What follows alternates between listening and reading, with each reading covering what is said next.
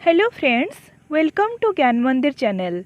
एही सेशन रे आमे किछि प्रीवियस ईयर रो क्वेश्चन डिस्कशन करबा जहाँ द्वारा पेडागोजी रिलेटेड टॉपिक संबंध रे आपण माने आहुरे भल भाबरे बुझी परिबे। आज आमे 2013 मसिया ओटीईटी पेपर 1 रो किछि क्वेश्चन आंसर डिस्कशन करबा। ओटीईटी रे प्रत्येक प्रश्न ऑब्जेक्टिव बेस हेई थाए एवं चाइल्ड डेवलपमेंट एंड पेडागोजी रु 30 मार्क रो क्वेश्चन आस्ताए। तेणु एथिरे आपन को भलो स्कोर करबा निहाती दरकार जहा द्वारा कि आपनकर भलो मार्क स्कोर हेई परिबो। तेबे आसंतु क्वेश्चन आंसर डिस्कशन करबा। फर्स्ट क्वेश्चन नंबर 1 कोन देछि देखिबा। Which organization of our state prepares the courses of studies for the primary level? आम राज्यर केउं संस्था प्राथमिक स्तर पई पाठ्य खसड़ा प्रस्तुत करि थाए? Option A OPEPA, option B TE and SCERT, option C NCERT, option D ELTI. कौन कही ना आम राज्यर केउं संस्था प्राथमिक स्तर पर पाठ्य खसड़ा प्रस्तुत करि थाए? अच्छा, ओपेपार फुल फॉर्म कौन ना ओपेपार फुल फॉर्म होची Odisha primary education program authority, जहाँ कोथि पई काम करथाए ना जहाँ कि यूनिवर्सलाइजेशन ऑफ एलिमेंटरी एजुकेशन रो गोल अचीव पई विभिन्न प्रोग्राम जेमति कि सर्वशिक्षा अभियान डीपीपी प्रोग्राम ये सब रो इम्प्लीमेंटेशन एंड सुपरविजन करि थाए। देन सेकंड पॉइंट अछि हमर टीई एंड एससीईआरटी।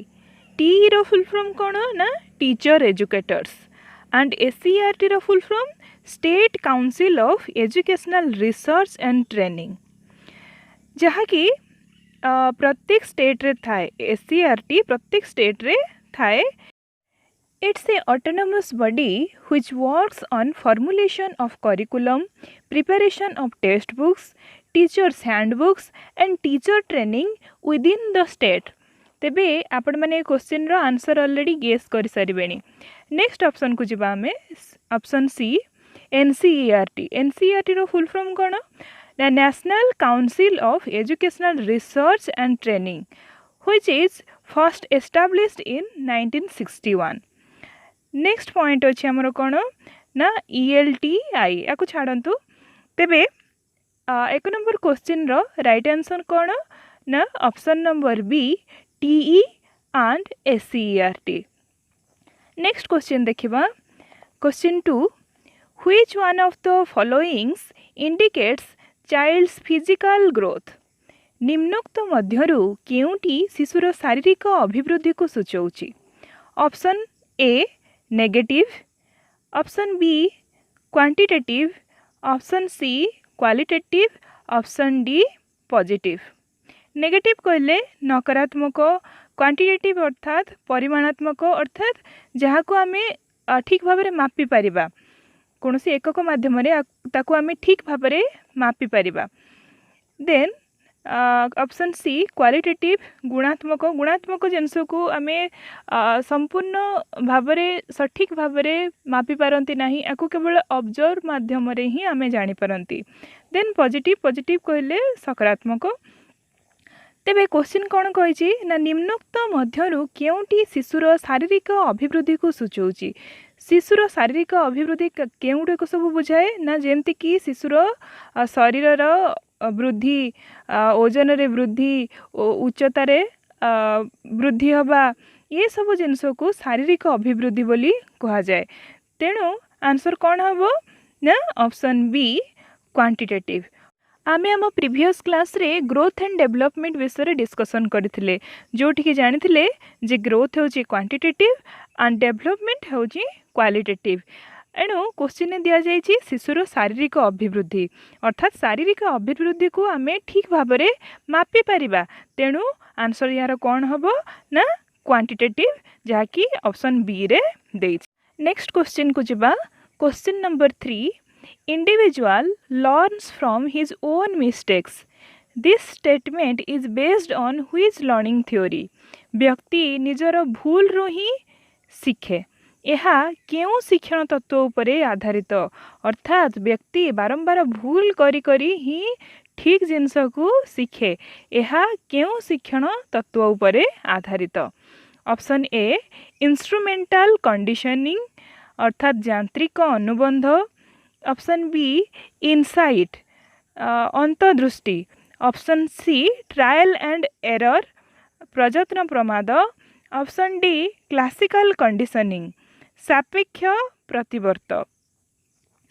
ତେବେ ଆମେ ବୁଝିବା ଇନ୍ଷ୍ଟ୍ରୁମେଣ୍ଟାଲ କଣ୍ଡିସନିଂ କ'ଣ?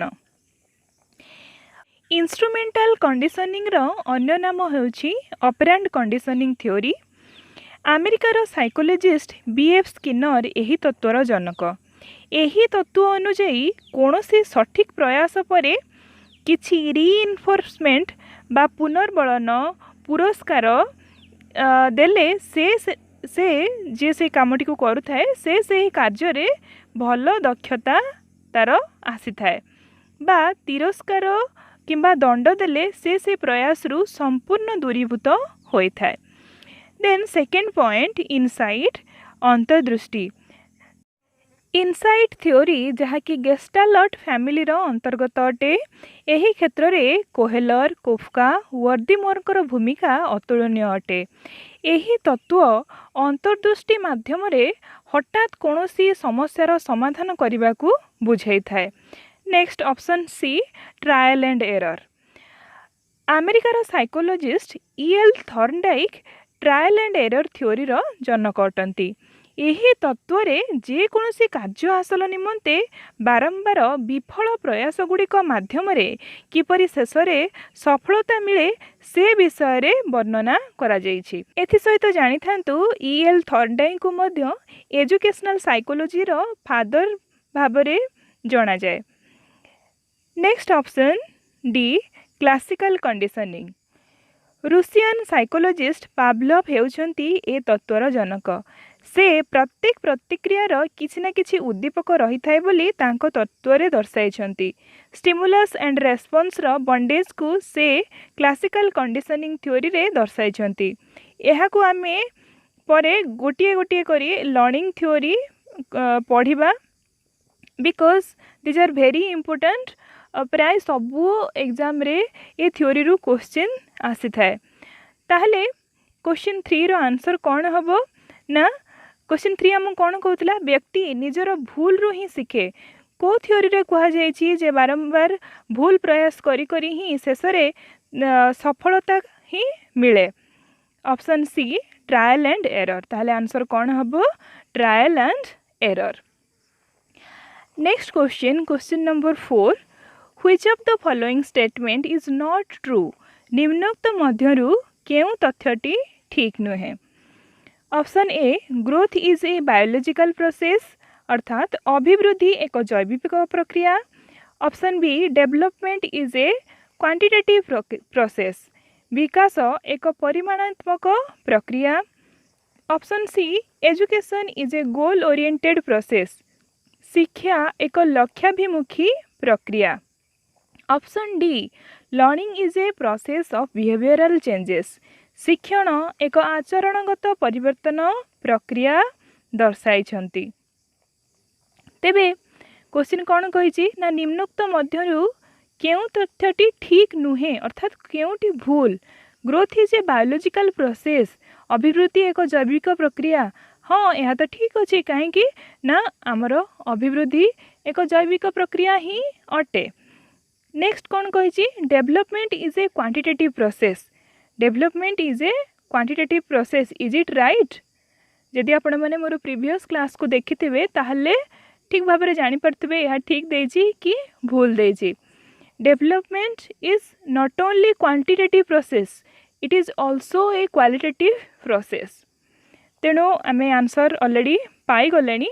ହେଲେ ବି ଥାର୍ଡ଼ ଅପସନ୍କୁ ଦେଖିବା, option C education is a goal oriented process. ପ୍ରତ୍ୟେକ ଜିନିଷର ଯେମିତି କିଛି ନା କିଛି ଲକ୍ଷ୍ୟ ଥାଏ ସେମିତି ଆମ ଶିକ୍ଷାର ମଧ୍ୟ ନିହାତି ଭାବରେ ଲକ୍ଷ୍ୟ ରହିଛି। ଶିକ୍ଷା ଏକ ଲକ୍ଷ୍ୟାଭିମୁଖୀ ପ୍ରକ୍ରିୟା, ଏହା ଠିକ୍ ଅଛି। ଦେନ୍ ଡିରେ କ'ଣ ଦେଇଛି ନା learning is a process of behavioural changes of course learning माध्यम ही आमर डिफरेंट टाइप ऑफ आचरणगत परिवर्तन आसी थाए। तेणुकरी क्वेश्चन 4 रो आंसर कौन है ना option number B development is a quantitative process. Next question which of the following statement is not true in case of multiple choice questions. बहु विकल्प प्रश्न क्षेत्र में निम्नोक्त क्यों तथ्यटी ठीक नुहे। एठी भी सेमती देला क्यों तथ्यटी ठीक नुहे। तबे आमे ऑप्शन देखिबा। Option number A Even an unexperienced teacher can prepare the questions easily. अनभिज्ञ शिक्षक मध्य सहजरे प्रश्न प्रस्तुत करि पारंती। Option B all choices appear to be possible. समस्त विकल्प उत्तर संभव मने हुए। Option C error free and quick evaluation is possible by computer. Computer माध्यम रे निर्भुल और द्रुत मूल्यांकन हो पारे। Option D only one of the choices is the correct answer. विकल्प मानक मध्यरु मात्र गोटिए ठीक उत्तर अटे। तेबे देखिबा या भितरु केउटी भूल।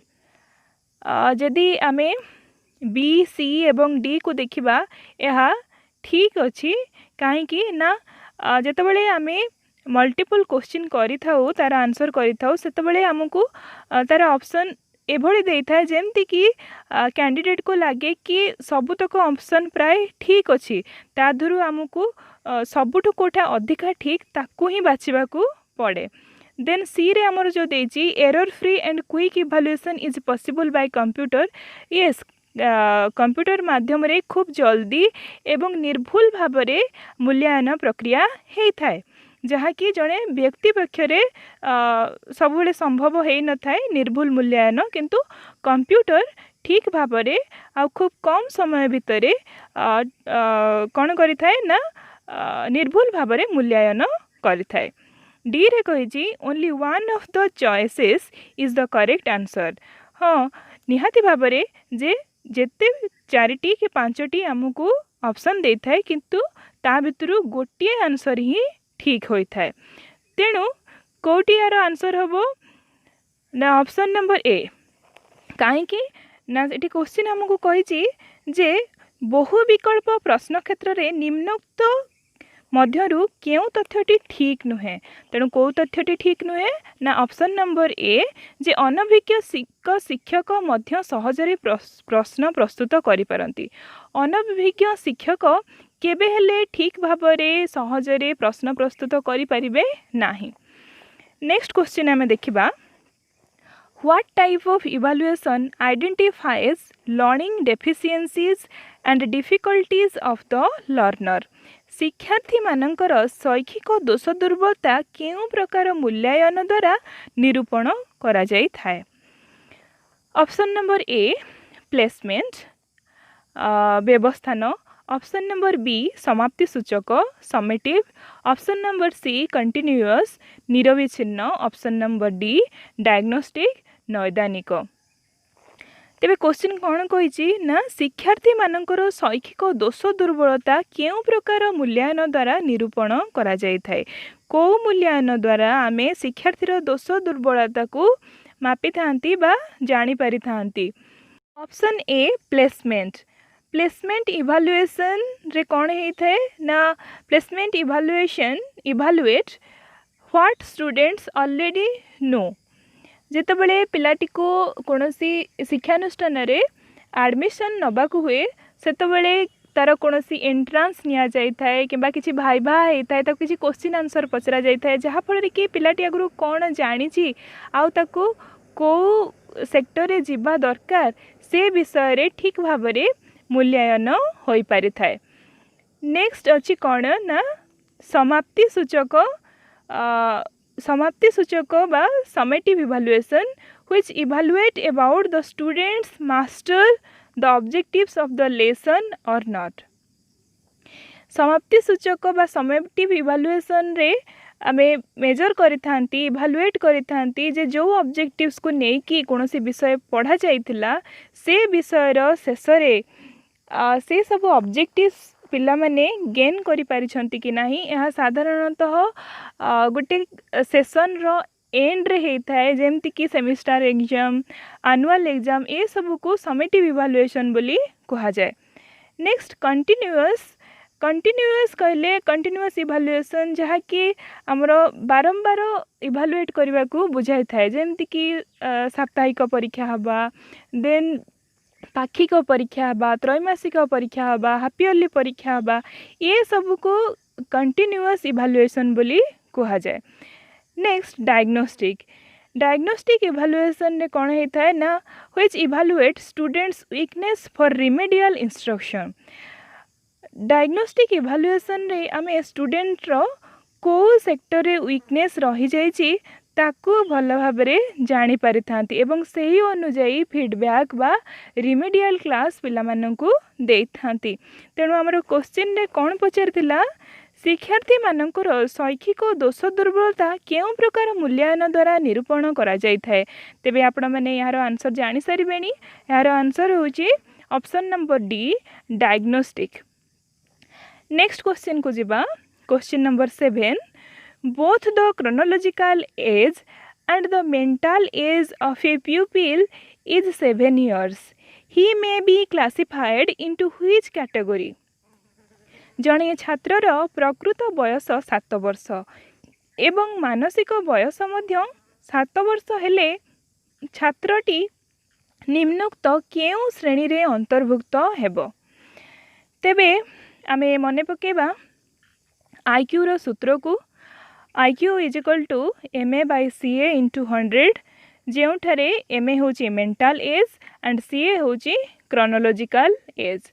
मेंटाल एज कहले कौन ना शिशुर मानसिक क्षेत्रर एज कौन एंड क्रोनोलॉजिकल एज कहले एक्चुअली ताको केते एज हेची ताको 6 वर्ष हेची कि 7 वर्ष हेची ता जन्मरू ताको केते वर्ष हेची से को बयसर पिला ताको क्रोनोलॉजिकल एज बोली कहा जाए। तेबे आमर सूत्र अनुसार आम पकेबा जे एटी देछि मेंटल एज होछि 7 एंड क्रोनोलॉजिकल एज भी 7 देन आमे ताको मल्टीप्लिकेशन करिबा इन 100 ताले आमर कोन बाहर छि रिजल्ट ना 7/7 into 100 is equal to 100। Then आमे मने पकेबा इंटेलिजेंस स्केल को केउ ठारे 100 IQ अवस्थिति हेबो। तेबे जदि आमे इंटेलिजेंस स्केल को देखिबा ताले 100 IQ अवस्थिति हेबो कोठी ना एवरेज बा नॉर्मल क्षेत्र रे जोटी कि 90 रु 109 भितरे IQ रहिले ताकू आमे एवरेज बा नॉर्मल इंटेलिजेंस बोली कहि थाउ। अच्छा आमे अन्य सब ऑप्शन गुडी को मध्य टिके टिके डिस्कशन करिबा। Option A below normal intelligence. Below normal intelligence सामान्य बुद्धि संपन्न कहा केते रु केते इंटेलिजेंस रहिले ताकू आमे कहिबा ना 80 रु 89 जाए जदि गोटे पिलार IQ रहुची ताहले ताकू कोन कहा जाउची ना डल बोली कहा जाए जाहाकू कि बिलो नॉर्मल इंटेलिजेंस बोली मध्य कहा जाय थाए। ऑप्शन बी नॉर्मल इंटेलिजेंस जहा कि 90 रु 109 भितरे इंटेलिजेंस रहिले ताकू नॉर्मल इंटेलिजेंस बोली कहा जाए। Option C superior intelligence. Superior intelligence बेसी बुद्धि संपन्न जहाको कि 110 रु 119 भितरे जदि IQ रुहे ताहले से पिला को सुपेरियर इंटेलिजेंस बोली कहा जाए। Option D genius. जीनियस होची असाधारण बुद्धि संपन्न 140 रु अधिक जदि इंटेलिजेंस पिलार हुए तेबे ताकू असाधारण बुद्धि संपन्न बोली कहा जाए। तेबे ए क्वेश्चन रो आंसर कौन हबो ना जेहेतु हमर बाहरी थिला सूत्र अनुଯାୟୀ 100 बाहर थिला और 100 कहा भितरे अवस्थित ना 90 रु 109 भितरे तेणु नॉर्मल इंटेलिजेंस हबो हमर आंसर जहा कि ऑप्शन बी रे देछि। नेक्स्ट क्वेश्चन को जिबा question number 8 which is different from the other 3 with respect to fine motor movement। सूक्ष्म तंतुचालना दृष्टिकोणरू केउटी अन्य तीनोटी ठारू भिन्न। ऑप्शन ए डॉट जॉइनिंग बिंदु संयोगीकरण। ऑप्शन बी डिक्टेशन श्रुत लिखन। ऑप्शन सी हैंडराइटिंग हस्ताक्षर लिखन, option D separation of fruits and vegetables फल और पनीपरिबा पृथकीकरण। से कही फाइन मोटर मूवमेंट अनुजाई ए चारोटी मध्यरु कोउटी भिन्न अटे। आमे जदि मने पकेबा cognitive affective and psychomotor domain को तेबे आहुरी भल भाबरे बुझी परिबा। कॉग्निटिव डोमेन अंतर्गत कौन सब जाए ना cognitive domain includes all intellectual behaviours, अर्थात कॉग्निटिव डोमेन अंतर्गत रे कौन सब जाए जेते प्रकार मानसिक चिंताधारा से सब जिनस कॉग्निटिव डोमेन अंडर रे जाए थाए। Next affective domain. Affective domains deals with expression of feelings, attitude, opinion and values etcetera. Affective domain साधारणतः आम हार्ट सहित रिलेटेड, आमर फीलिंग सहित रिलेटेड, आमर एटीट्यूड सहित रिलेटेड। सेमती third psychomotor domain. Psychomotor domain integration of mental and muscular activities. Psychomotor domain रे कौन होता है ना आम विभिन्न कार्यर स्किल रे दक्षता आनी थाउ, तेणु सेठी आमर मानसिक एवं शारीरिक उभय दृष्टिकोणर यूटिलाइजेशन होता है। तेबे एटी कही जे फाइन मोटर मूवमेंट दृष्टि केउटी अलगा डॉट जॉइंटिंग। डॉट जॉइंटिंग रे साधारणतः आमर कौन होता है ना आमे केवल मस्कुलर एक्टिविटीज आमर डॉट जॉइंटिंग रे होता है। डिक्टेशन। डिक्टेशन रे कौन होता है ना सेठी मध्य आमे शुणी शुणी किसी जिनस लिखि थाउ। देन आसुची हैंडराइटिंग। हैंडराइटिंग रे मध्य केवल आमर मस्कुलर मूवमेंट्स होता है। देन डी रे आसुची separation of fruits and vegetables. Separation of fruits and vegetables जेतेबेले जणे फ्रूट्स फल एवं पनीपरिबा को अलगा अलगा करिवो सेतेबेले से निहाती भाबरे जानिथिबा दरकार जे या मध्यरु केउ गुड़िक फल आउ केउ गुड़िक पनीपरिबा रे जाउची। तेणु करी एठी तार निहाती भाबरे से मानसिक दक्षतार वृद्धि होइथिबा दरकार।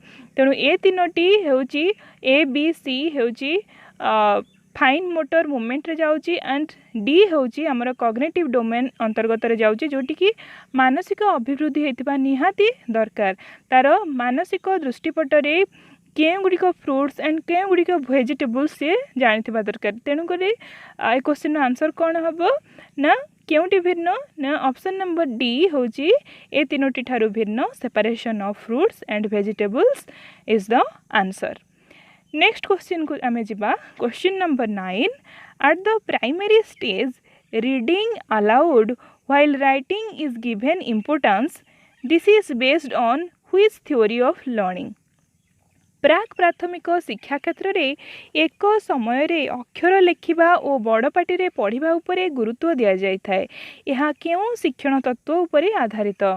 Option A trial and error प्रयत्न प्रमाद, ऑप्शन बी कंडीशनिंग अनुबंध, ऑप्शन सी इनसाइट अंतर्दृष्टि, ऑप्शन डी इमिटेशन बा अनुकरण।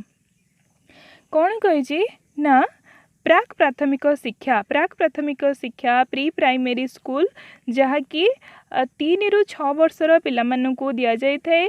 कोठी सब दिया जाउची ना अंगनवाड़ी बालवाड़ी ए सबू जगार कौन करा जाउची ना प्री प्राइमरी एजुकेशन दिया जाउची। सेठारे जेतेबेले पिलाटी अक्षर लेखुची सेतेबेले बड़ पाटी रे मध्य से अक्षर को उच्चारण करूची। यह केउ शिक्षण तत्व उपरे आधारित। निहाती भाबरे ए क्षेत्र रे स्टिमुलस एंड रेस्पॉन्स रो बॉन्डेज को ही बुझौची। तेणु करी यार आंसर कौन हबो ना ऑप्शन नंबर बी कंडीशनिंग। आमे trial and error theory, insight theory and conditioning theory उपरे किछि किछि पूर्व क्वेश्चन रे डिस्कशन करथिले। And option number 4 imitation. Imitation कहले अनुकरण। जदि एटी क्वेश्चन दे थांता जे लाउड रीडिंग कहीं करा जाए, केवल लाउड रीडिंग कोथि पई करा जाए जदि हेई थांता शिक्षक लाउड रीडिंग कोथि पई करि थांती ना स्टूडेंट माने तांको इमिटेट करिवे अनुकरण करिवे ताहले हमरो ए आंसर ठीक हेई थांता। किंतु एटी जेहेतु देइची जे अक्षर लेखिबा संगे संगे बड़ पाटी रे ताकू पढ़िबा तेणु करी आंसर कौन हबो ना conditioning. Next question 10। Which one of the following is not taken into consideration while preparing the blueprint for a test?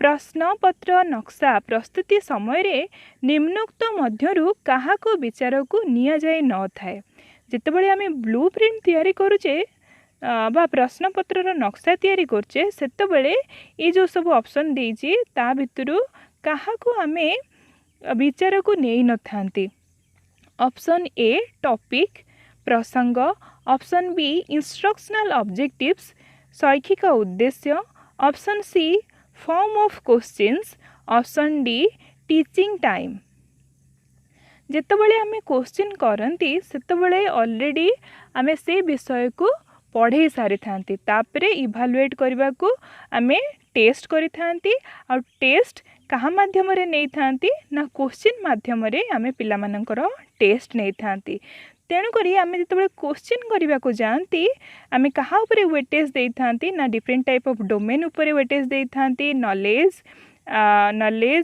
Then understanding and application domain एथि सहित आउ कहा उपरे गुरुत्व दियंती ना कंटेंट उपरे गुरुत्व दियंती इंस्ट्रक्शनल ऑब्जेक्टिव्स उपरे गुरुत्व दे थांती ता सहित को भली प्रकार रो क्वेश्चन तैयारी करबा ता उपरे मध्य गुरुत्व दे थांती टाइप्स ऑफ क्वेश्चन तापरे भी गुरुत्व दे थांती तेबे आउ कोटी बड़ी पड़िला ना टीचिंग टाइम शिक्षादान समय कौ कहा सहित रिलेटेड ना जो टीचिंग दि जाऊ थाए ता सहित रिलेटेड होची टीचिंग टाइम किंतु ये सबू ए बी सी ऑप्शन जहाँ सब देजी ये सब जिनस ब्लूप्रिंट सहित रिलेटेड प्रसंग शैक्षिक उद्देश्य आम क्या कहबा ना पाठ्यदानर लक्ष्य कौन से अनुजाई ही प्रश्नपत्र आम तैयारी करिथांती जो लक्ष्य को लेकिन पाठ्यदान दि जाए थाए से लक्ष्य स्टूडेंट अचीव करि पारला ना नहीं से इंस्ट्रक्शनल ऑब्जेक्टिव्स को पिला ठीक से बुझला ना नहीं ताकू इभालुएट करने को आम प्रश्नपत्र तैयारी करथांती देन आसुची सी रे कौन फॉर्म ऑफ क्वेश्चन कहले आम क्वेश्चन को किभली प्रकार तैयारी करबा ऑब्जेक्टिव्स बेस्ड क्वेश्चन तैयारी करबा ना शॉर्ट टाइप क्वेश्चन तैयारी करबा ना लॉन्ग टाइप बा एसे टाइप क्वेश्चन तैयारी करबा यह मध्य ब्लूप्रिंट रे निहाती भाबरे दरकार हे थाए तेणु क्वेश्चन 10 रो आंसर कौन हबो टीचिंग टाइम शिक्षादान समय जहाँ को कि ब्लूप्रिंट तैयारी कला बेले विचार को निया जाय न थाए फ्रेंड्स ए क्वेश्चन आंसर सेशन आपण मानको भल लागिला ना नहीं निहाती कमेंट सेक्शन में जनइबे ता छड़ा आपण मानकर सांग मानकु मध्य शेयर करंतु लाइक करबा को भूलिबेनी एथि सहित चैनल को सब्सक्राइब करनियंतु जहाँ फल या परर जो सब वीडियो आसीबो से सबुर नोटिफिकेशन आपण मानकु आसीजिवो थैंक यू।